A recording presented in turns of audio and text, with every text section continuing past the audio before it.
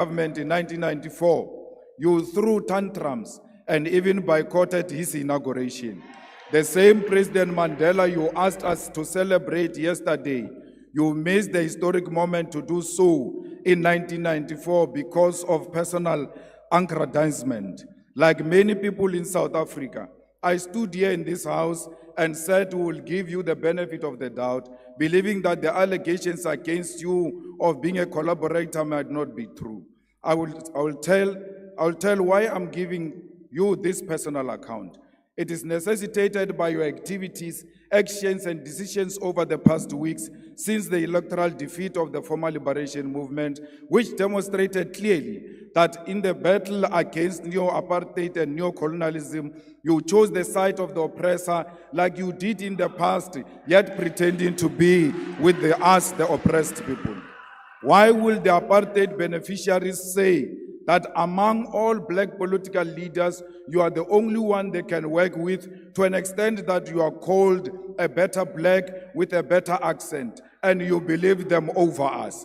They call us criminals who must be arrested, whether we have committed any crime or not, because we disagree with them politically, and you believe them over us. Your own brothers and sisters who come from Shawela and Venda with you are today looked down because of you. You have committed to be a representative of the oppressor. The white capitalist establishment is willing to turn a blind eye to even serious allegations of wrongdoing against you, because through you, they believe that they will perpetuate the exploitation of the oppressed class and reverse the gains of the political freedom attained in 1994. It doesn't matter what you say, but we want to state categorically that the coalition between the Democratic Alliance and the former liberation movement is a sellout position typical of collaborators who sacrifice and compromise the struggle against apartheid and colonialism. White minority arrogance has increased under your term of office. You should have seen them yesterday when you were speaking. It was like you are a true Tabaneka Koko Helen Zille. You boldly take these counter-revolutionary and reactionary decisions because you know you have a full protection of white capitalist establishment. All the things you said yesterday are meaningless because they are exactly what you said in the 6 State of the Nation addresses you have given since you became president in 2018. None of the commitments you made during this State of the Nation addresses have been met. You state here that the vision you are operating under is still the National Development Plan Vision 2030, whose targets have never been met and will never be met. The NDP had targeted to create a certain number of jobs, but joblessness has increased. The NDP target was to reduce unemployment by 14% in 2020, but today unemployment is 32.9% and more than 12 million people are jobless. Even if you meet the target tomorrow of achieving 14% unemployment, the fact of the matter is you miss the target here. The NDP target was to reduce poverty from 39% by 2030, but poverty today is more than 50%. More people live on poverty under your presidency than any other period in the past 30 years.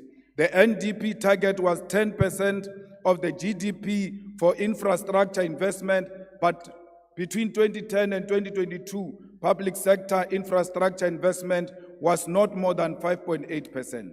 The NDP target was to grow the economy by an average of 5.4% for it to be practical to achieve any of the NDP goals.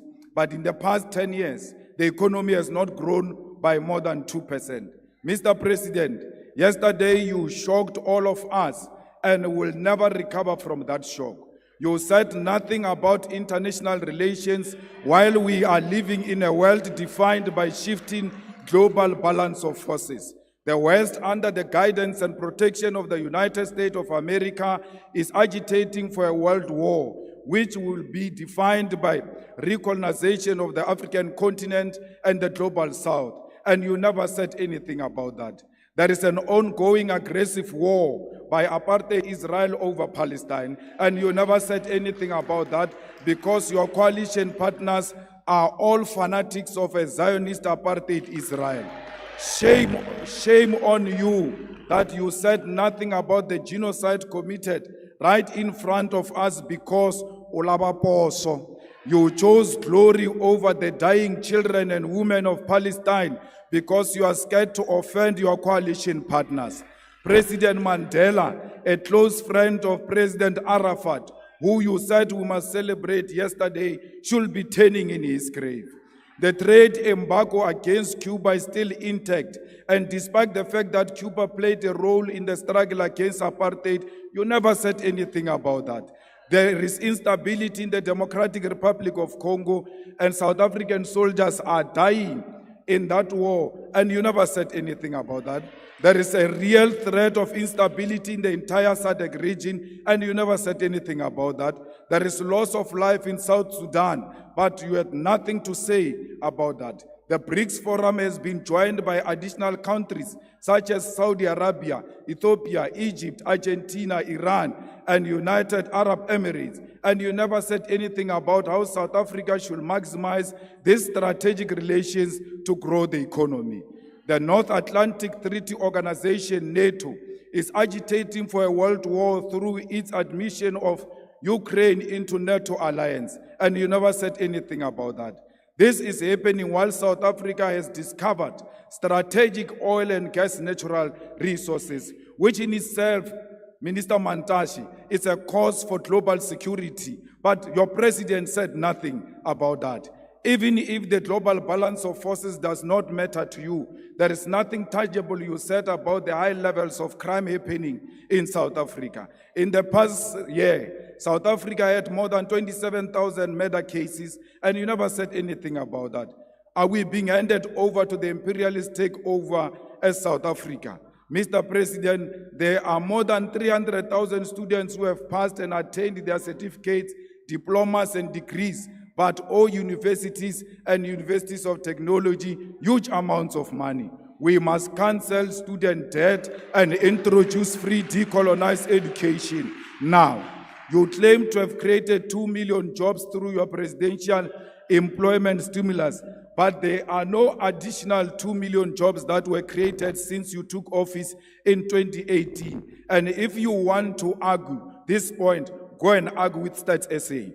Another issue we need to highlight is that Kusile Power Station added an additional 800 megawatt into national grid 2 weeks ago. You never mentioned anything about that. Instead, you chose to mention 256 megawatt of unreliable energy by independent power producers, which was plugged into the grid in the Northwest Province.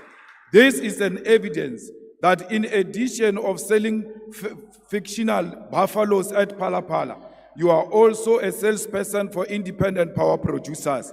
These independent power producers were at the center of why South Africa experienced perennial load shedding for years until 2 months before the elections. The land which our people desperately needed for human settlement, agriculture, public service, and business was left in the hands of the oppressors. Our people were told about willing buyer, willing seller, in a situation where violence and genocide were used to learn the dispossession of the Khoi, the San, and all indigenous people of our country. We'll amend Section 25 of the Constitution in our lifetime to allow expropriation of land without compensation. South Africa, our country is being traded. We, the progressive forces, need to constitute an alternative radical agenda. Let us do everything in our power to rescue our country from being traded on a silver platter. We call on all workers' movement, civil society, religious leaders, and traditional leaders to reject this grand coalition led by DA under the pretense of the so-called government of national unity.